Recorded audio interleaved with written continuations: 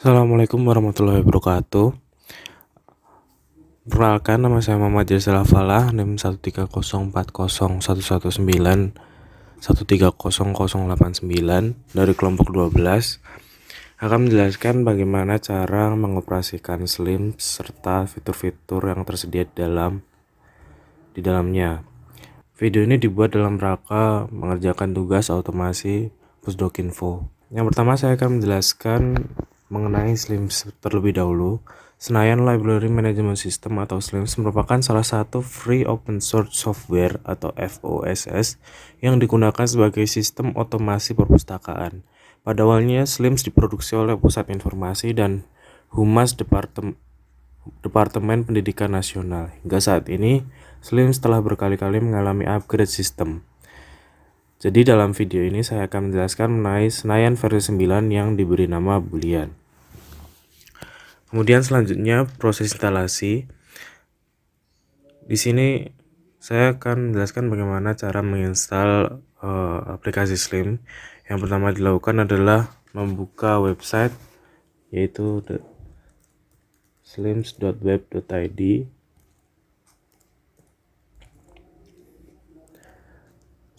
/web/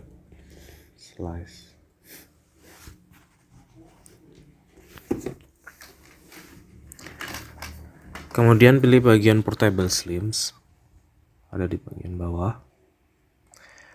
Pilih Portable Slims. Kemudian pilih sesuai dengan kapasitas device masing-masing, apakah 32 bit atau 64 bit. Kemudian diunduh.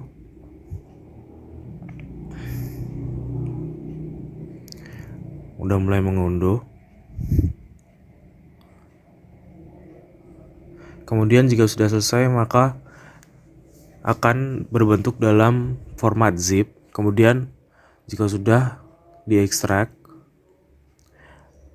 file di data C atau data D, lokal data C atau lokal data D. Kemudian buka file yang sudah diekstrak. Ini sudah saya ekstrak. Kemudian buka file httpd.bat. Kemudian sebenarnya akan muncul dari Windows Firewall. Kemudian kalau ada muncul itu, klik Allow Access. Kemudian jika sudah, buka mariadb.bat.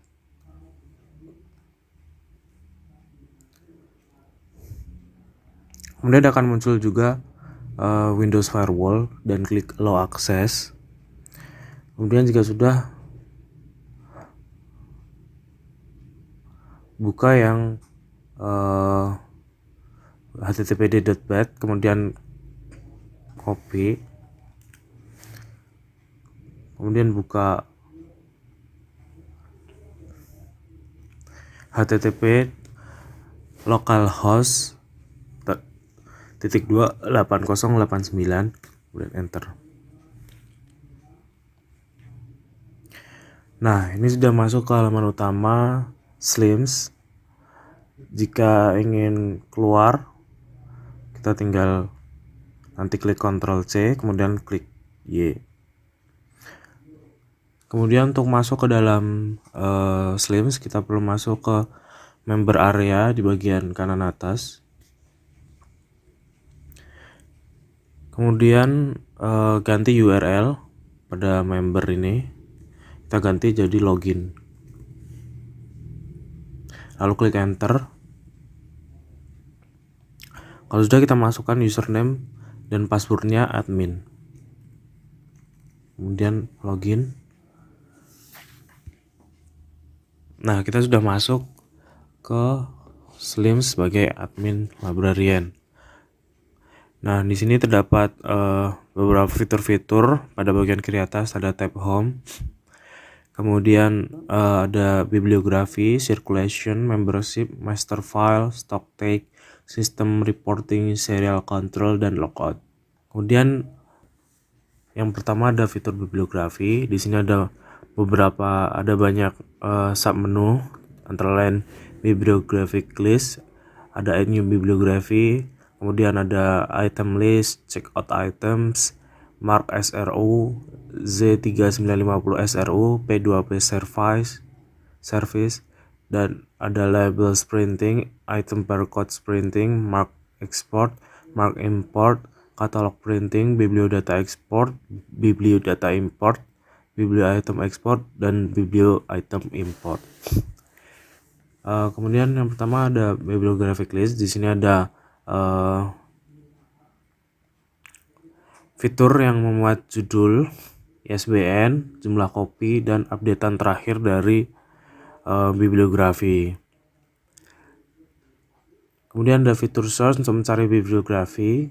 Kemudian ada all fields untuk mencari pada sesuai judul, topik, pengarang, ISBN atau penerbit.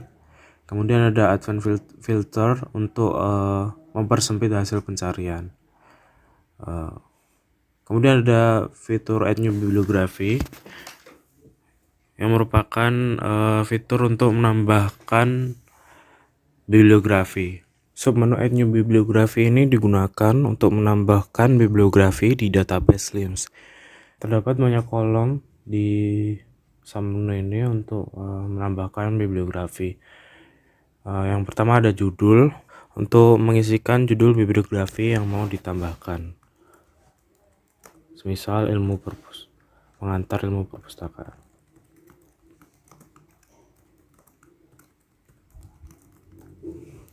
Kemudian ada authors, pengarang. Kemudian untuk menambahkan ketik tambah add author, kemudian ketik nama,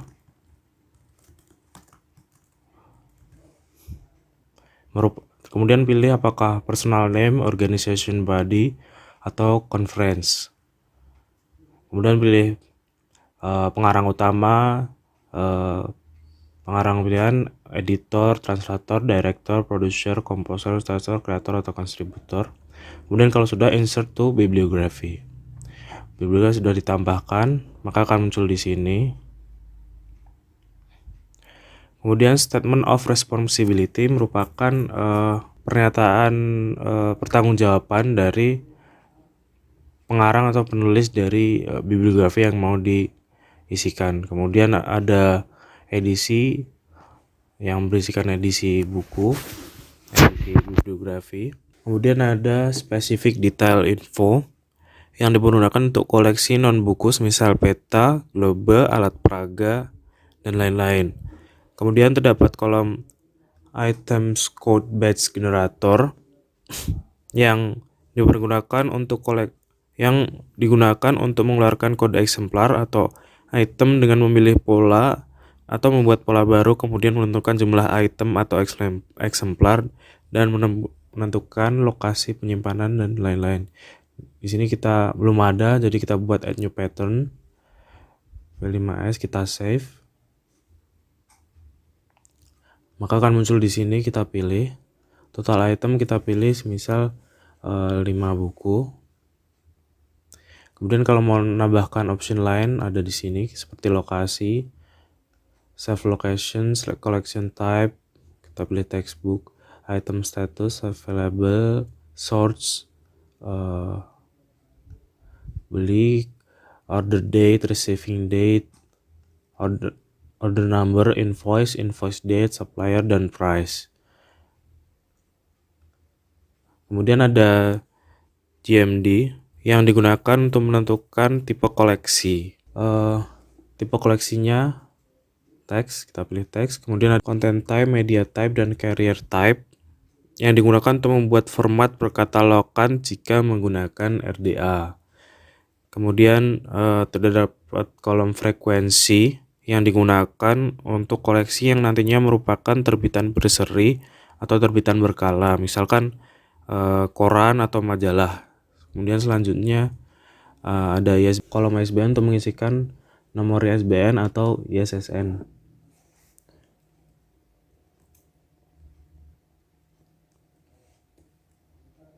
Kemudian ada kolom publisher untuk penerbit, misal Gramedia. Kalau belum ada kita tambah baru Gramedia. Tahun terbit, misal tahun 2015.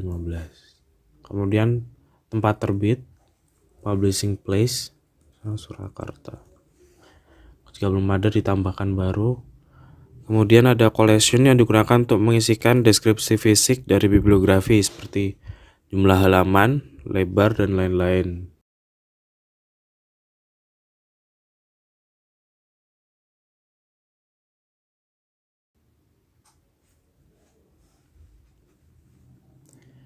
Kemudian ada title series untuk mengisikan judul seri jika merupakan terbitan berseri. Kemudian ada nomor klasifikasi,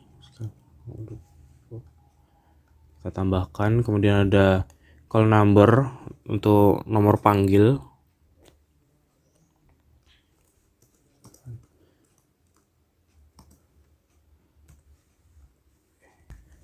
Kemudian ada subjek dari bibliografi. Kemudian untuk menambahkan kita add subjek, keyword, tambahkan perpustakaan.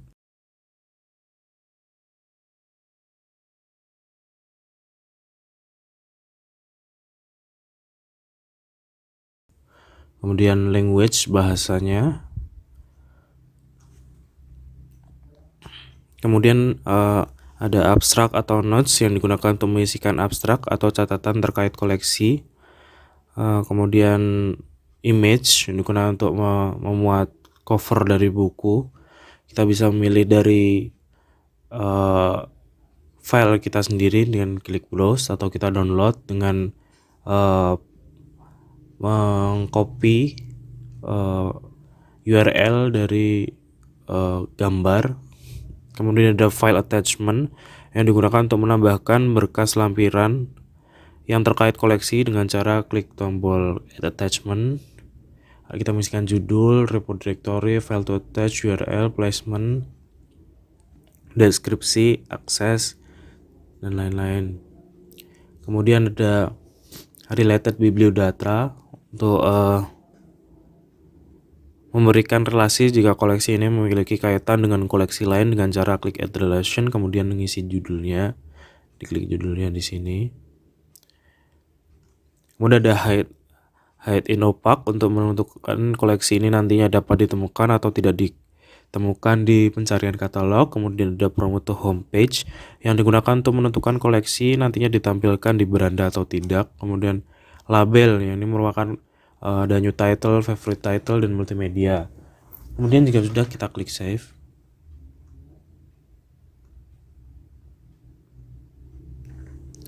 Nah, kalau sudah, maka kita lihat di bibliographic list, maka akan masuk di sini. Kita lihat di item list, maka akan udah masuk 5 eksemplar. Nah, menu item list digunakan untuk menunjukkan jumlah eksemplar atau item yang ada di database LIMS. Kemudian ada checkout item. Checkout item digunakan untuk melihat daftar eksemplar atau item yang dipinjam oleh pemustaka. Kemudian ada mark SRU, merupakan fitur untuk menyalin katalog berdasarkan koleksi yang ingin diolah yang ada di perpustakaan nasional. Kemudian ada Z3950 SRU, merupakan fitur untuk menyalin katalog berdasarkan koleksi yang ingin diolah yang ada di Library of Congress SRU Figure. Kemudian ada P2P service, fitur untuk menyalin katalog yang dari antar SLIMS berdasarkan antar SLIMS. Kemudian ada label printing, digunakan untuk mencetak label buku yang telah dipilih ke dalam antrian. Kita nanti tinggal klik add to printing queue, kemudian print labels for selected data. Seperti itu. Kemudian ada item barcode printing, digunakan untuk mencetak barcode buku yang telah dipilih. Sama, nanti kita klik dulu add to print queue, kemudian print barcodes for selected data. Kemudian ada mark export, digunakan untuk mengimpor cantuman bibliografi pada SLIMS.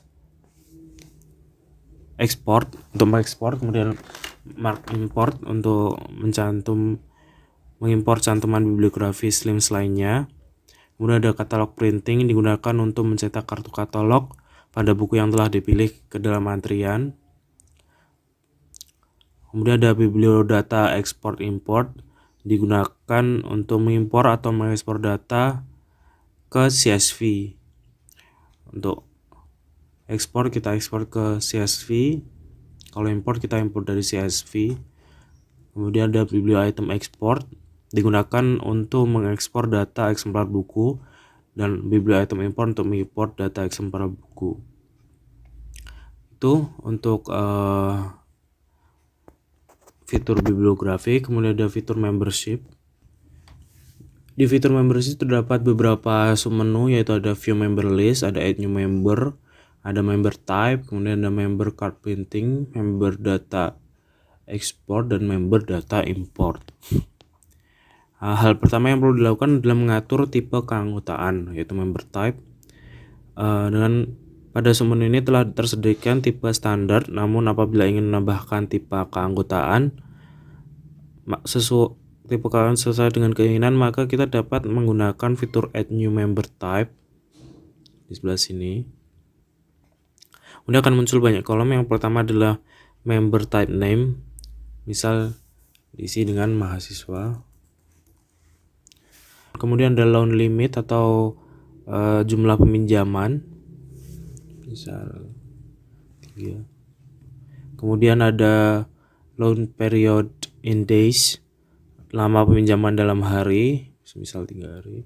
Kemudian reserve untuk booking. Kemudian ada reserve limit, kita pilih 2. Kemudian membership period, misal.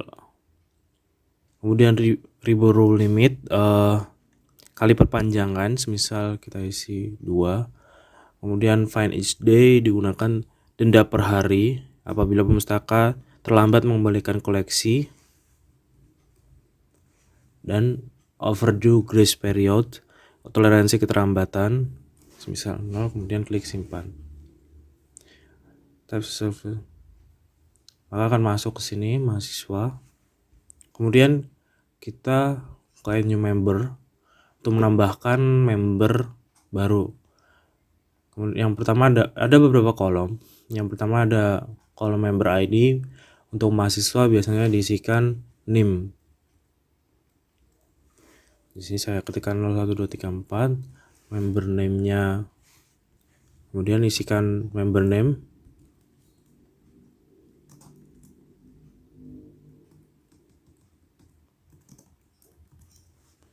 Kemudian tanggal lahir.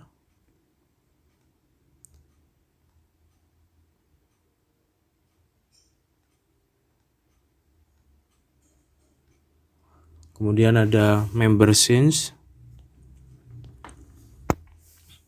Kemudian member since, register date, expiry date. Apabila di set otomatis, maka akan mengikuti sesuai dengan tipe keanggotaan. Kemudian institusi, biasanya dituliskan program studi. Kemudian ada membership type, kita masukkan tadi yang mahasiswa. Kemudian ada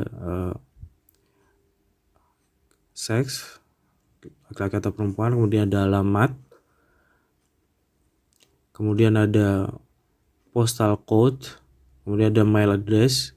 Mail address atau address bisa sama atau bisa beda. Kemudian ada nomor telepon, nomor fax, personal ID number. Kemudian ada catatan. Kemudian ada pending membership. Jika dicentang maka kartu anggota tidak langsung dibuat. Kemudian ada foto untuk mengisi foto. Kemudian ada email, biasanya email instansi.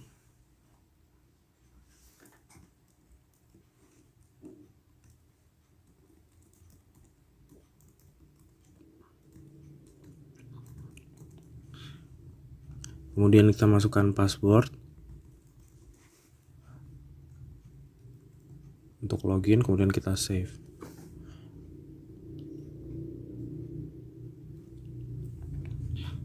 Setelah tersimpan, maka data tersebut dapat langsung dilihat pada menu view member list. Apabila dirasa merupakan perubahan, maka dapat klik tombol edit. Kita dapat edit. Kemudian ada member card printing. Untuk mencetak kartu bisa mulai bagian kartu keanggotaan yang kemudian kita centang. Lalu kita klik add to print queue, kemudian print member cards for selected data. Ini untuk print member card. Kemudian ada member data export yang digunakan untuk mengekspor data anggota dalam format CSV. Kemudian data import digunakan untuk mengimpor data anggota dalam format CSV. Kemudian ada menu sirkulasi yang dilakukan setelah menambahkan bibliografi dan membership. Di sini terdapat beberapa menu yaitu start transaction, quick return, loan rules, loan history, overdue list, dan reservation. Yang pertama ada start transaction, kita masukkan.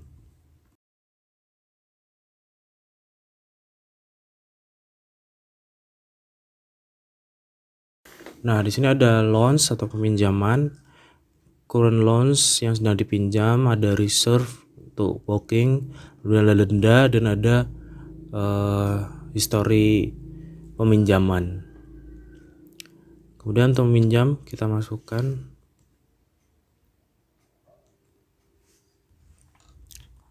Untuk meminjam kita masukkan kode atau barcode. Ya, di sini kita ada item code, title, ada tanggal peminjaman dan tanggal kembali. Jika sudah, kita klik finish transaction. Kita oke. Nah, ini sudah terpinjam. Kita masuk ke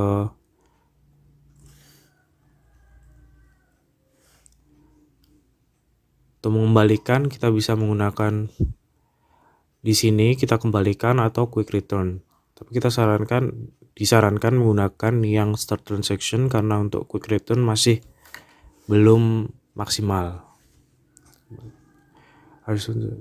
Oke.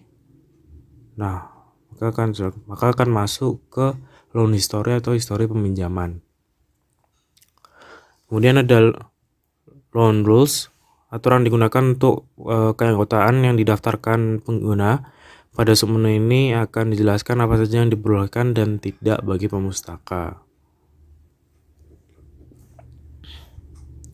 Misal seperti ini, kita pilih mahasiswa, collection type-nya textbook, JMD-nya mau apa, kita pilih teks, kemudian loan limit berapa, loan period berapa, reborrow limit berapa, denda harian berapa, kemudian overdue grace periodnya berapa, kemudian tinggal di save. Kemudian ada loan history, berisi data atau riwayat buku yang dipinjam oleh pemustaka. Di tempat saya ini sini belum ada yang dipinjam. Kemudian ada overdue list, berisi data dari koleksi yang belum pemustaka kembalikan. Di sini ada show more filter untuk menunjukkan dari tanggal berapa sampai tanggal berapa yang perlu dikembalikan. Kemudian ada menu reservasi, berisi data koleksi yang sedang di booking oleh pemustaka. Seperti itu. Sekian penjelasan dari saya. Semoga bermanfaat dan jangan lupa dicoba. Mohon maaf bila ada kekurangan dan salah perkataan baik yang disengaja maupun tidak disengaja. Terima kasih, kurang lebihnya mohon maaf. Wassalamualaikum warahmatullahi wabarakatuh.